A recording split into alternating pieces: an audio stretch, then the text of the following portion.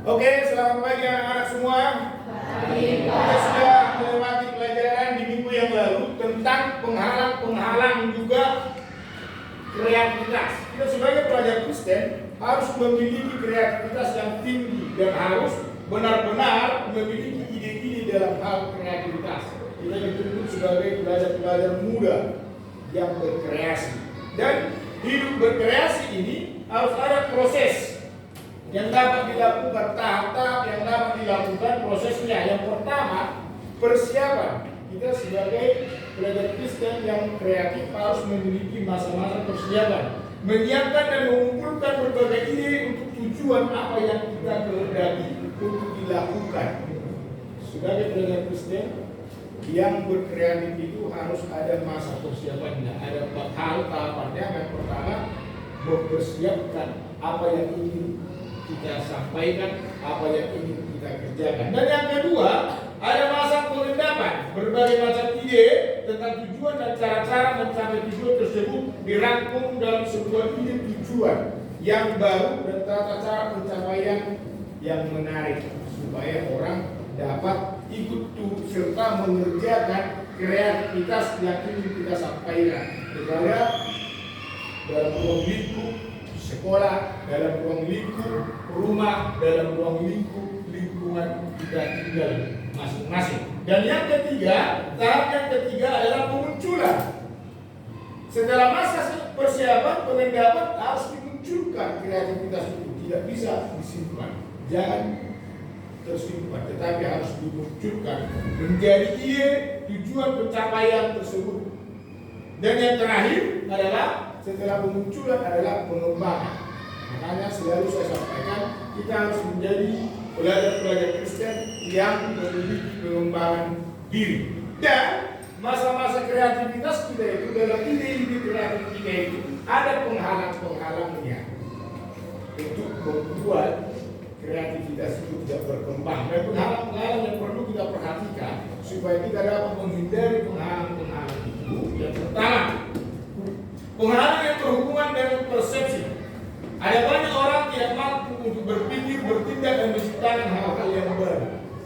Jadi supaya kita menjadi pelajar yang kreatif, kita harus singkirkan penghalang-penghalang yang berhubungan dengan persepsi kita, supaya persepsi yang negatif dibuang, tetapi kita harus memiliki persepsi yang positif untuk kemajuan dan pengembangan kreativitas kita itu. Yang kedua, penghalang yang berhubungan dengan budaya.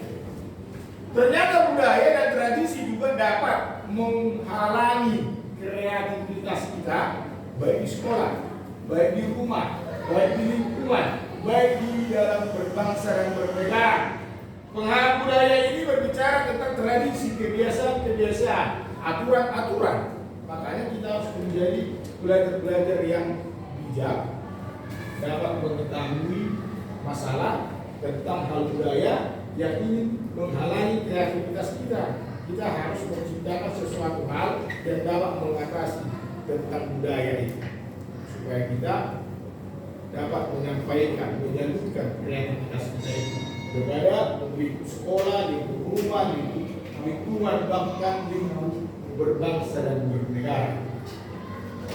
Penghalang yang ketiga berhubungan dengan emosi.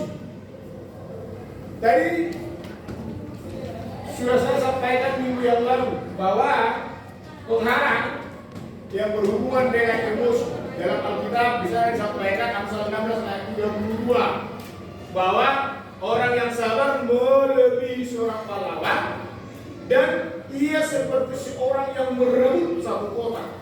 Bahkan di ayat yang lain dijelaskan dalam Alkitab, orang yang tidak dapat mengendalikan diri seperti kota yang temboknya runtuh. Makanya dalam hal kreativitas kita harus dapat menguasai diri. Kita harus menjadi orang yang sabar untuk mengembangkan kreativitas kita supaya jangan terbawa dengan emosi. Orang yang terbawa dengan emosi akan menuju ambang kegagalan dari kreativitas. Jadi untuk keberhasilan dari kreativitas kita dalam hal emosi, kita harus dapat mengendalikan diri, menguasai diri, menjadi orang sabar seperti yang Alkitab sampaikan. Orang sabar melebihi seorang pahlawan.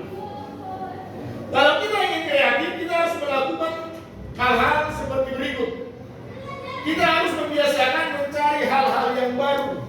Sebagai pelajar Kristen yang ingin memiliki hidup yang kreatif, kita harus mencari hal-hal yang baru. Harus senantiasa berusaha mengembangkan diri.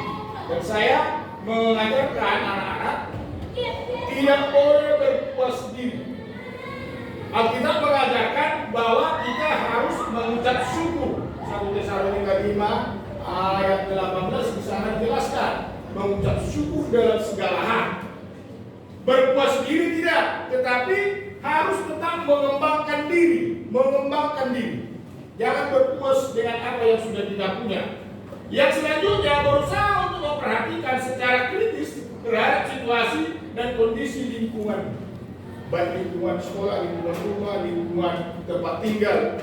Kita harus berusaha kritis, tetapi harus memberikan saran, memberikan jalan keluar atau solusi. Jangan hanya kritis saja, tetapi harus mampu berkreasi untuk memberikan saran dan solusi, supaya kita menjadi pelajar-pelajar yang kreatif, yang disukai dengan lingkungan kita. Selanjutnya, berusaha menambah pengetahuan yang baru. Kita harus berusaha menambah pengetahuan yang baru, seperti saya katakan sebelumnya, harus ada pengembangan diri. Jangan hanya berpuas diri tadi. Bahkan jangan coba-coba mengukur apa yang kita punya atau talenta yang kita punya. Di dalam Alkitab Yesus memberikan perumpamaan tentang talenta. Tuhan katakan seorang tua yang memberikan talenta kepada seorang 5, kepada seorang 2, kepada seorang 1. Ternyata talenta yang memiliki 5 dia mengembangkan menjadi 10. Talenta yang kedua diberikan 2 talenta mengembangkan menjadi 4. Sementara talenta yang 1 dikubur, tidak dikembangkan. Akhirnya dia tidak mendapat apa-apa. Sementara harusnya yang mengembangkan 5 talenta, yang mengembangkan 2 talenta, kalau yang 1 talenta dikembangkan nilainya sebenarnya sama di hadapan Tuhan. Tetapi karena yang seorang yang punya talenta 1, dia merasa kecil, dia sudah merasa tidak perlu, akhirnya dia kubur, dia tidak menghasilkan apa-apa. Saya mengajarkan kita sebagai pelajar Kristen yang kreatif, apapun yang kita punya, apapun yang dipercayakan Tuhan bagi kita sebagai pelajar Kristen yang kreatif, mari kita mengembangkannya. Amin. Apapun itu, sekecil apapun dalam pemikiran kita, jangan dikubur, harus dikembangkan. Dan Tuhan sangat menyenangi orang yang suka berkembang. Tuhan sangat menyenangi dengan orang-orang yang memiliki pengetahuan yang baru. Dan yang terakhir, kita sebagai pelajar-pelajar Kristen yang kreatif harus membuat catatan-catatan kecil. Tahu catatan-catatan kecil?